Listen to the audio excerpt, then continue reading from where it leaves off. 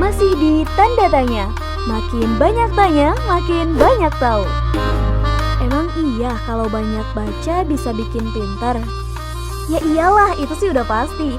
Kayak salah satu tokoh yang bakal dibahas selanjutnya. Karena pekerjaannya mengharuskan ia membaca. Jadinya dia bisa menghasilkan karya tulis sampai beratus-ratus judul. Siapa ya tokoh itu? Yuk simak video yang satu ini. Tokoh yang ketiga ada Abu Yusuf Ya'qub Ibnu Ishaq Al-Sabbah Al-Kindi, atau lebih dikenal dengan sebutan Al-Kindi. Walaupun namanya gak setenar Ibnu Sina atau Al-Farabi, Al-Kindi bisa disebut sebagai ilmuwan muslim terbesar sepanjang masa.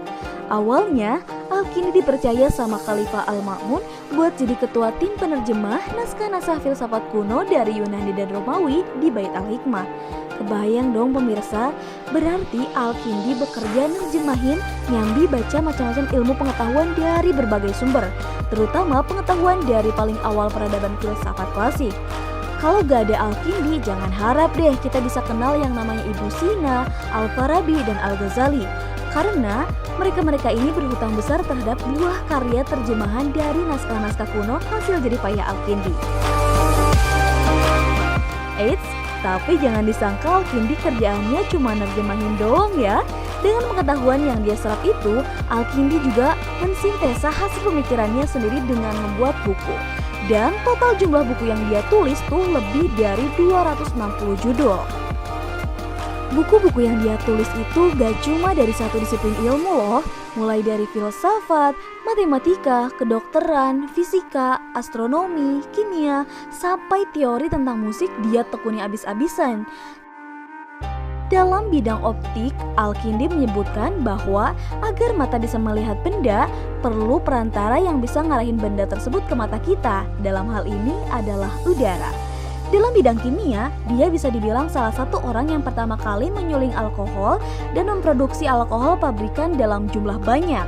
Selain itu, dia juga menentang para ahli kimia yang nyebutin bahwa unsur bisa berubah-ubah. Dalam bidang matematika, Al-Kindi merupakan salah satu orang pertama yang adaptasi angka India jadi sistem bilangan Indo-Arab yang kita pakai saat ini. Keren abis kan? Selanjutnya ialah Abu Abdullah Muhammad Ibnu Musa Al-Khwarizmi. Ini dia nih yang juga paling mendunia namanya. Al-Khwarizmi adalah ilmuwan asal Khwarizm, Uzbekistan. Ilmuwan ini sering banget namanya kita sebut tanpa sadar. Yes, betul, kata alogaritma yang sering kita sebut berasal dari nama ilmuwan ini.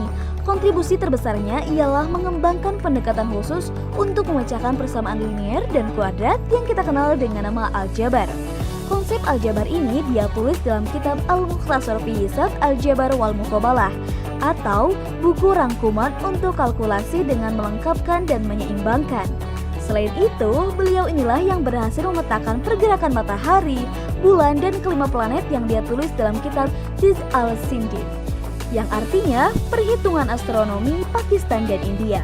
Al-Khwarizmi juga ditugaskan oleh Khalifah Al-Ma'mun untuk membuat peta dunia sekaligus mengukur keliling bumi melalui proyeksi terhadap gerakan matahari dan pendekatan matematis. Proyek ini menghasilkan salah satu kitab terbesarnya juga, yaitu Kitab Surat Al-Ard, yang berarti kitab citra permukaan bumi, yang lebih terkenal di barat dengan judul Geografi.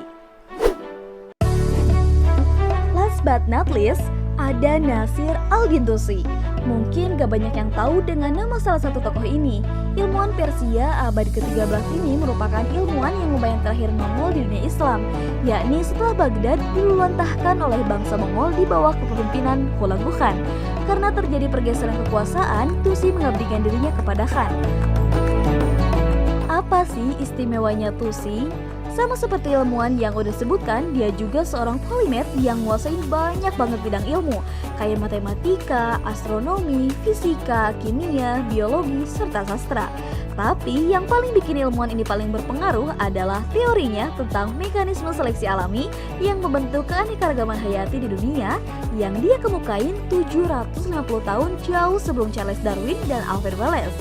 Tusi nyebutin bahwa organisme-organisme yang lebih cepat untuk bermutasi dan berubah bentuk atau memiliki perubahan fungsi organ akan lebih bervariasi dibandingkan individu lainnya.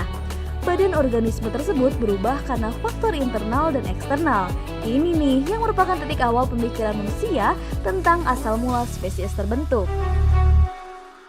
Selain mencetuskan gagasan tentang seleksi alami, Tusi juga merupakan orang yang berjasa dalam memberikan jalan untuk munculnya era Renaissance di Eropa.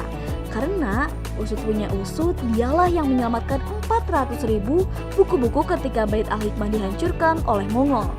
Ia membawa kabur naskah-naskah tersebut ke Observatorium Marageh, Azerbaijan.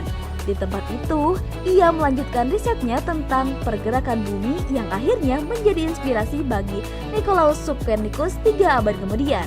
Sebagai orang pertama yang membuktikan bahwa bumi mengelilingi matahari, bukan sebaliknya.